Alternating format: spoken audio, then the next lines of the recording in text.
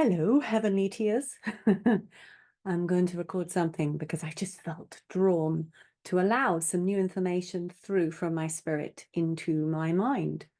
So, if you've seen some of the work of my friend who I interviewed recently, Matthew from OK, Let's Do This, a Rumble channel, he is a seer.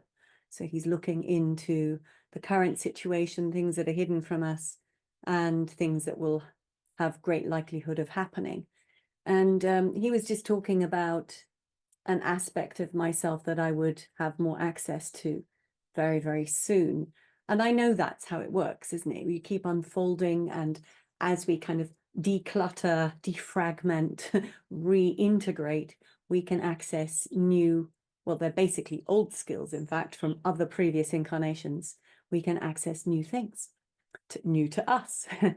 So I'm just going to do this, to go into my soul room. And that's, remember, if you watch these videos, that's my etheric body that I've created as a space, a place, because it's nice for me to have a place to imagine being in. And then I can be there with other people, other aspects of my spirit. Some of us have got this, let's say the other aspects of my spirit are just different incarnations with whole memory banks. Yeah. When you go through a life, you have an entire collection of experience. So when I access my soul room, I can chat to any one of my incarnations. So it's a very wide ranging experiential library I have of myself there. And that's where I'm going. All right. I command my spirit. Bring me clearly, safely, utterly in protection. A state of entire alignment with my entire spirit. As I open my eyes into this field of my soul space where I may access information. And my intention today is to become aware of, integrate, and fully embody new aspects of myself, or parts which were wishing to become lit up within me, new sub-skills, new sets of information. And as I speak these words, I can feel an intense field around my heart. So the subject really is about the human power. How much power do we have as humans? How do we utilize it? And this power, of course, is the true power of being in the, let us call in the complete resonant alignment with the divine creator. That is the force here we're talking about. That which is the creator of all. And as it moves through all living beings, there is a regenerative flux, a repolarization from death and decay into life and vitality. And this life and vitality is the breath of the universe breathing through us. So I'm feeling a different sensation. I love it when I get these sensations, this in alignment, in touch, in contact with my full self. And it's this sense of, oh, it's so hard to put it into words. This sense of, it's like a stretched experience, so that my mouth, when I'm speaking, feels actually like it's also where it is, but also further from my body. That's probably the best way I can explain it. My hands, you can see them just outside my shoulders. And the whole of my hands are lightly buzzing. But it's also as though the space in front of them, in front of the palms and the fingers, is part of the hands and is electrified. It is present. And the same with this whole zone, like a kind of, it's almost like a pyramidal shape, a diamond shape, from my heart to the hands to in front. It is highly presenced. I command my spirit, come forth, a part of myself, to explain this. What is this particular energy, gift, talent, add-on, integration? What is this that I'm receiving? Put it into words for my mind that I may understand it, integrate it, incorporate it, utilize it. On the count of 3 down to 0, I will be able to access this information. 3, 2, 1, 0. It's a force field of love. Okay, a force field of love. What does it enable me to experience or do differently?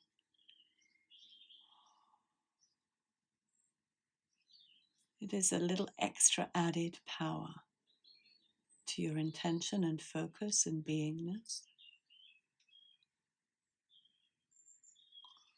It is like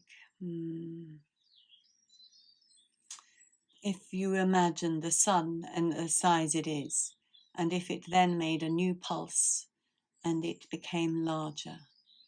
This is what this is. So you are used to feeling a power within your body, contained within the field of your body. And now you are feeling that same intensity, but now beyond your body, which means that the size and stretch and reach of your auric field has increased. Yes, by about 30%.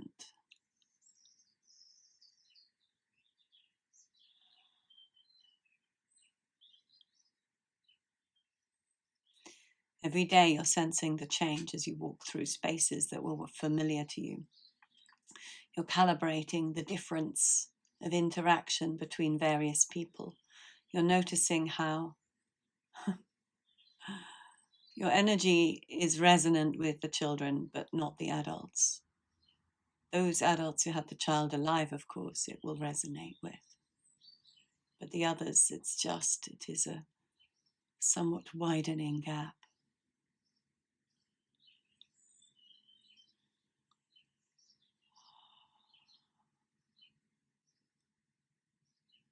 What is the next step with this accelerated energy to bring into existence for me? Tonight I have a talk about learning, how children learn and what we need to do. Let us just go through that. This is what you will be talking about. The intelligence of the planet is changing 180 degrees. The movement is, yes, there are battles, but the movement forward is the intelligence of the spirit, the understanding, this reversal which must occur. And you put it into words so many times. You use the 180 degrees metaphor. We were conditioned by the external, imposing upon our system. The way we need to be now is from the internal, stretched out.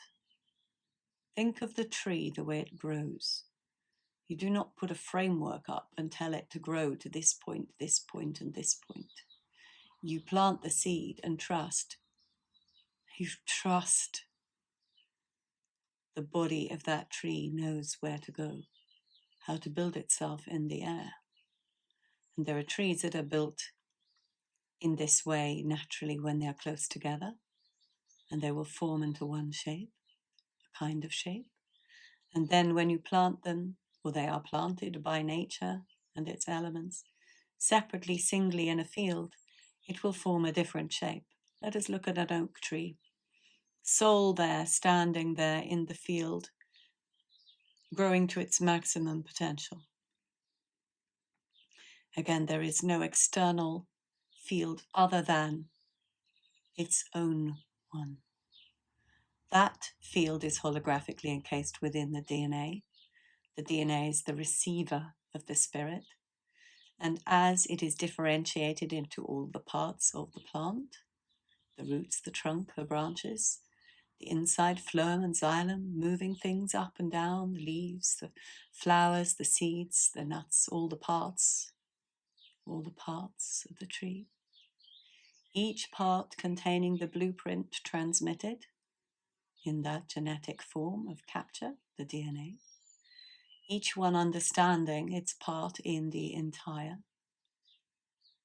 each part of DNA holding, or each full complement of DNA holding the entire structure as a transmitted field of energy.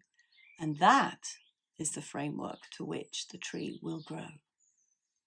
Held internally, not even held internally, but transmitted to the internal. And this is precisely the same with the child. Use this wonderful, wonderful metaphor. You had those brilliant cognitive scientists you studied for your PhD, Maturana Varela, who used the analogy of the cell, and Rebecca Mauricioville talked about this with their beautiful schools, their talks, their work, which was the most beguiling model of education you have found thus far. And they talked about the cell as the human, but now talk about the seed as the child and the tree as the adult, and this growing into its natural field within the environment, an environment which is from which it will draw the growth made from all of those elements, stretching. And if you have them crowded together, you will get one kind of tree. If you have them spaced or solitary, you have a very different kind of tree. What kinds of trees do you want? What kind of human beings do you want to enable? Yeah, a tree is planted and doesn't move. The spirit of the tree does move, however. It explores a little more than you realize. But the tree is staying. But a human adult, yes. You may allow that full blossoming and then move that tree around the world. Now that is something.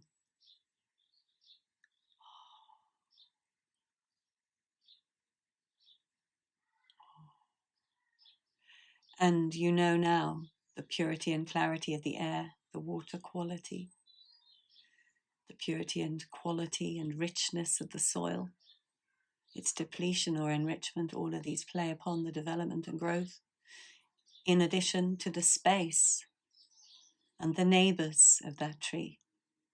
There may be trees where there is a chemical dysfunction. Sometimes you see that. It is called crown shyness in a forest where a tree does not like another tree. They keep away from each other. And sometimes you find plants which wish to grow together. The same in the environment. A tree doesn't necessarily choose where it is planted. You could say the same of a child being born into a family, although I would argue that there is much determination of where you go to, which family you end with. And still you are collected together in little groups of resonance of some kind, creating a certain structure with each other. So there is not only the internal structure and the external, there is the interplay between. How do you intelligently further this? This is the next step of your expression with your work. You had to express the internal development of the person, the child. You had to express the external preparation of how you make, form, develop, and maintain the wonderful environment for learning and unfolding and development. And now you will be talking about the interaction, how this is held to account, how this is playfully upheld in a place, in a field of goodness and love, cooperation, communication, community. This is the difficulty. Your souls have yearned for community, but your minds have been conditioned by that hive authoritarian structure. And there is still such a misfit that it is hard to function fully, truly, authentically in community when the emotional intelligence and awareness is increased, because the internal freedom has been allowed and enabled to be developed. Then the interaction of choice, authentic resonant choice, to be with one person or two or three of choice, resonant choice, becomes that much more powerful. This powerful co-creation you have understood is your birthright. And it also explains why these previous projects have had difficulties, because we were all at different levels of emotional clarity. But if we enable and allow our children to grow into intelligence in all areas of their bodies, their mental intelligence, yes, their emotional intelligence, their spiritual allowance intelligence, then you have a very different way of interacting with each other, utterly different. Oh, that just sinks in for a while. That's a good feeling.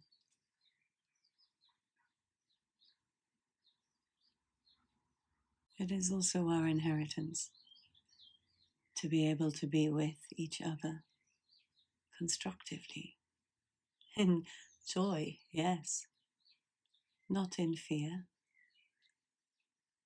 to dare to bring forth that which is truly you, to know there is a place for it, to know you are not playing the game of competition or of scarcity or of their evolutionary system they proposed, the they, you know who they are. The Darwinism, the survival of the fittest, that is a reptilian hive mind overlay program. Human interaction, utterly different. Utterly. Look at a family who is in love. A family in love with each other appreciates each other in all their self. Each one may have similarities and also many differences. All of the sum of that brought to the table so many diverse skills, so many places where the interaction will complement each other. It may be possible for one to begin a job and another to finish it because of the similarities and because of the differences in ability, passion, skill, interest, study, talent, the innate knowing.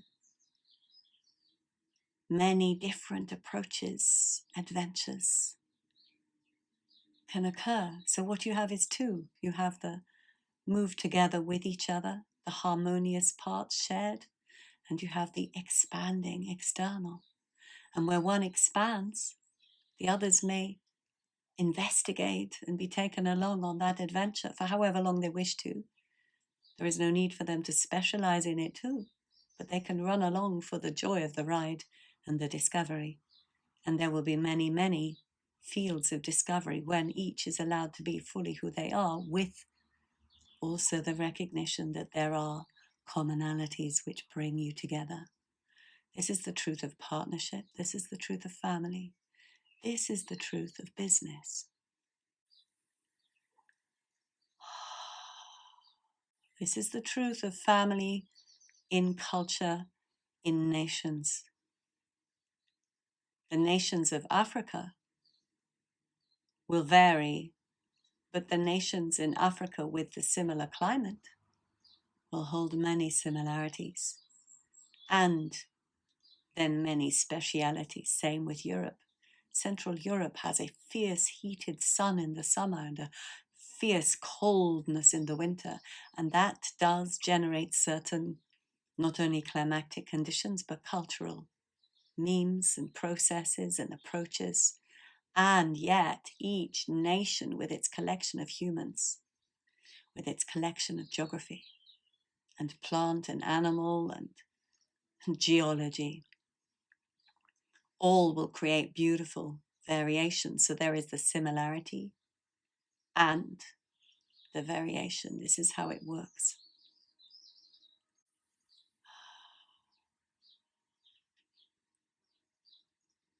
The similarities tend to be expressed on the outside, like the phenotype. We talk about phenotype with genetics. Genotype, the structure of the genes, phenotype, the outwardly expressed structure of the genes. And the similarities is more like the expression of the phenotype. And then you have the innate, the spirit within, with its genotype, its own unique structure of source energy within a human mind, heart, spirit, body. And that generates all the variation. And when we understand ourselves like this, it is different. Each one is honored. Each one is honored. Divisions of religion and race are immaterial. Divisions of intellectual intelligence or practical intelligence are immaterial. We understand each being is of source. And yes, this is the issue. Many of our beings, many of the people on our planet have been small fractals of their spirit as the spirits were captured and divided into segments. So we have experienced small segments of a person's spirit. But now we are able to start allowing more of the full spiritual essence and presence into the human body. And this is what people like you are doing. You are demonstrating it, demonstrating the expression possible when you have access to all of you. This is the template for human potential that you are exploring with learning systems, with being here on the planet as a human being in fullness, full incarnation. This is the aim, to be fully incarnate, the spiritual potential. This is actually what is meant by the Christed consciousness. It is allowing the full spiritual being into the presence body of a human, allowing generally not the entire spirit at any one time, that would generally blow apart the body, but understanding that all of these sources, resources may be used, gathered, and expressed whenever they are required, enjoyed, summoned, commanded forth. And so it is. Oh, thank you.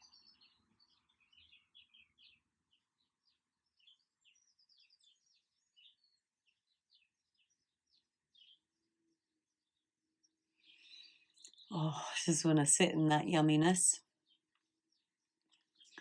Sit in that yumminess for now. It's such a beautiful day outside. So warm. It is a lovely place to be when it is so warm. Inside it's nice and cool. So I shall go out into the sunshine and leave you with that. Know that you can, I want to keep my eyes closed. You can open up, call forth, enable and allow through your full potential. This command was given me and it's so beautiful. I command Prime Creation. I command Prime Creator to give me all of me. I command Prime Creator. I command Prime Creation to give me all of me. I command Prime Creator. I command Prime Creation to give me all of me. 10, 9, 8, 7, 6, 5, 4, 3, 2, 1, now.